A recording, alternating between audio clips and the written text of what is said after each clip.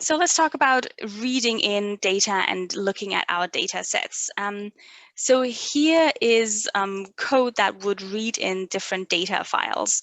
So the first thing you need to do is you have to have the tidyverse loaded, otherwise these commands won't work. And then you need to think about how should you name your data frame in R, right? So we had student evaluations in Julia's examples. So how should you name your data? So yeah, and you need to think about that. So I would recommend a shorter name so you don't have to type it all that much. And then it depends on what your files look like. So these first two lines, they do the same thing.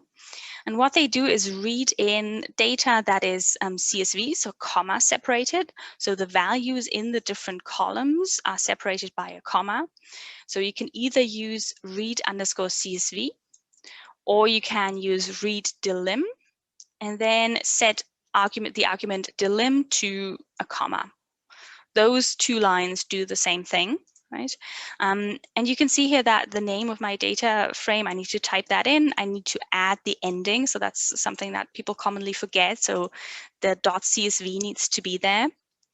Then the second two lines that we have here is really similar, but instead of having a comma separate your columns, you would have a semicolon. Okay, so that would be read CSV2, or again read delim, and then the delimiter, so the separator, is set to a comma.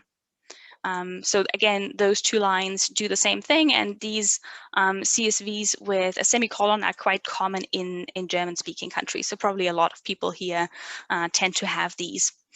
And then a third option for if you have a tab-separated file, that those are often TXT text files, that would be read_TSV, right? And we'll see some examples. So this is basically code that wouldn't run. These are just examples, but we'll see some real data being read in a second. These all assume that your data is saved in the same location as this file that you're in right now, so this Markdown file. But what we'll actually do most of the time is we'll have data saved in a subfolder. So we'll have a subfolder called data, and then we'll have our data frame saved in there just to kind of clean up our folder structure a little bit more. And let's say I want to read a CSV file and it's in the data subfolder, then I would have to add this, right? So I would have to add data / and then the name of the file. And again, we'll see kind of real examples in a second. And one useful argument or additional argument that you could add is NA. So NAs are missing values. So let's say you had a questionnaire and participants filled it in, and there were some questions that they didn't want to answer or didn't have time to answer, and then values are missing. So some answers to some questions for some people are missing. These are called NAs. And if you read in your data, I will assume that these missing values are either just empty cells, just nothing in the cell, or that they say NA. But especially for questionnaire data, that's often not the case. So you can tell R really explicitly, NA equals, for example, -9 is often how missing values are represented in questionnaire data. So this NA equals is a useful additional argument if you know you have NAs in a format that R wouldn't recognize in your data, right? So here, R would read in your data, and whenever it sees a -9, it would replace that with NA, right, to say that this value is missing. And that way, the -9 won't mess with you if you're trying to calculate averages. So R knows that -9 is not actually a real value, but that it's a missing value. Okay, so here's a quick overview of all the data we'll use today. We'll introduce it one by one, so don't worry about it now, but just so you get kind of an idea. We asked you to fill in this quick survey about what kind of data you use, so we tried to make sure that there's something for everyone. So there are examples of self-paced reading data, corpus data, questionnaire, a really short acceptability judgment data set, lexical decision, and also some phonetic data, right? So we'll work with these data sets during the workshop, and you'll work with these data sets during the exercises. So separate data frames for workshop and exercises. And while we're talking about the exercises, we went a little bit overboard with the exercises, meaning we wrote a lot of them, and you probably won't have time to go through all of them. So don't be discouraged if you don't have time. It's really quite a lot.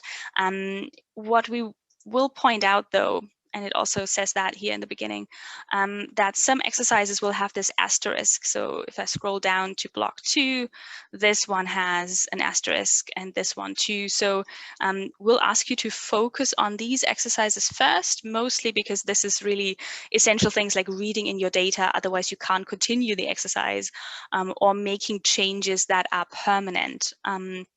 So make sure that you focus on these first.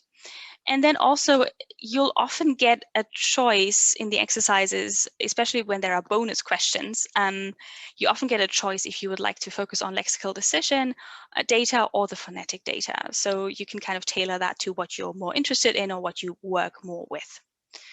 Okay, so after all this preamble, let me read in a data file finally. So we'll call this SPR, so nice short name so we don't have to type too much. And we're reading that in from the data subfolder.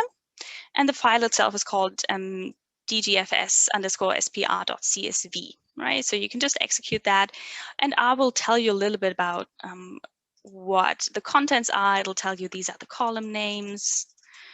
It'll tell you something about the data types, which is useful. So you can see you have you get a first sense of what's in that data frame, something about participants, sentences, words, conditions, RT is response time. So this is self-paced reading data. And for those of you who don't know, self-paced reading is when you present your participants with a sentence, but you show it word by word. So they see the first word, and then in order to see the next word in the sentence, they have to press space or they have to press a button.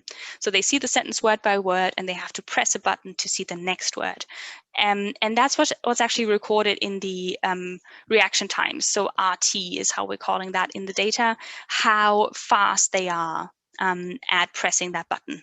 Okay, and the logic here is a bit like in eye tracking, for example, too, is if you slow down at some point on one word, takes you a long time to press the button, then that probably means that it was hard to process. Something about that sentence or something about that particular word was hard to process. And in our specific data frame, the design, so this is not real data, this is simulated. So this is not from a real experiment, but it looks a lot like a real experiment would actually look like.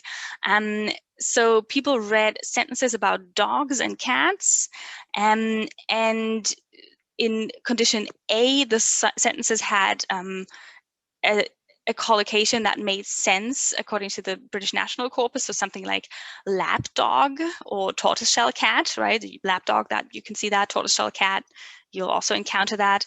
And then in condition B, they saw the cat and dog with the reverse collocate, so lap cat and tortoiseshell dog, or maybe also things like barking cat, right, as kind of a mismatching collocation, right? So that's the design. So let's have a look at what's actually in the data. And a command we can use is head.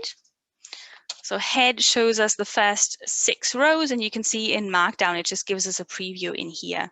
So you can see we have X1, that just seems to be a counter. We have the participant, item type, sentence number, condition, and then the word. So it's word by word. Each word is on a separate line. So Mary saw a beautiful Siamese cat, and so on.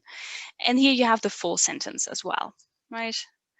And this is, again, the reaction time. So how long did it take the participant to press the button on to see the next word? So head by default shows the first 6 rows, but we can change this with the n argument. So n equals 3 in this case, and then it only shows the first 3 rows. What you can also do to get a first idea of your data is to click in the top right. It's an environment, so you can click on the name of the data frame. It'll open in a new tab up here, and you can kind of scroll through, have a look, scroll down. You can also do some filtering. So here we can look for a cat, for example.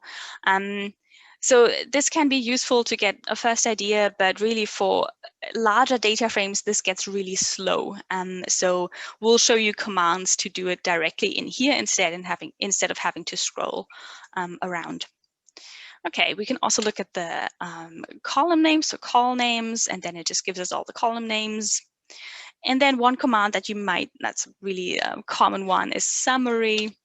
So this gives us, if we call that on the entire data frame, it gives us information on all the different variables, things like averages and medians and so on for the numeric values, so sentence number and reaction time and so on.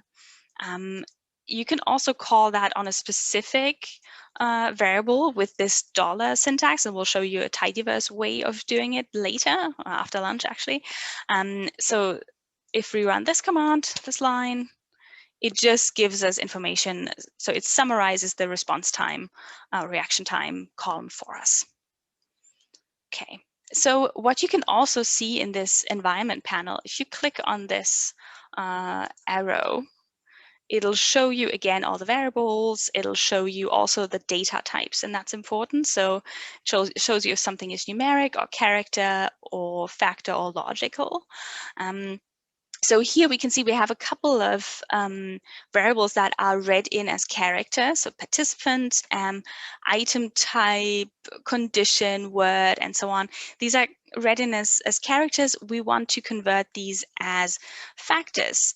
So the reason for that is if you look at this, where is it now? If we look at the summary again, maybe we'd like to see how often each word occurs. Maybe we'd like to see how many data points we have per participant. And we don't see that. We just see class, character, mode, character, right?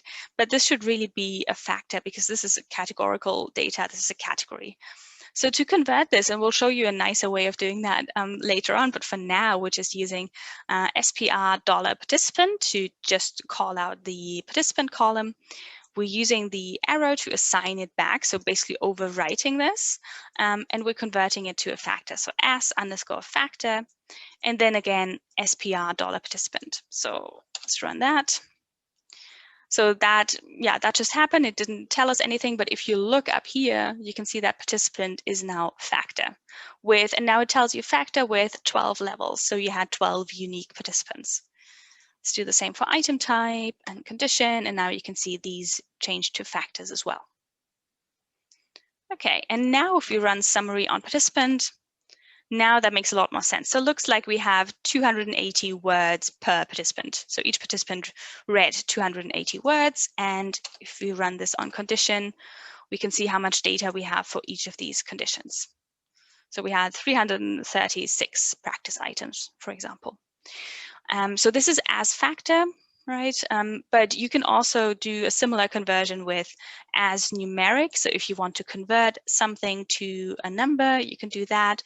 Or as character if you would like to convert something to text.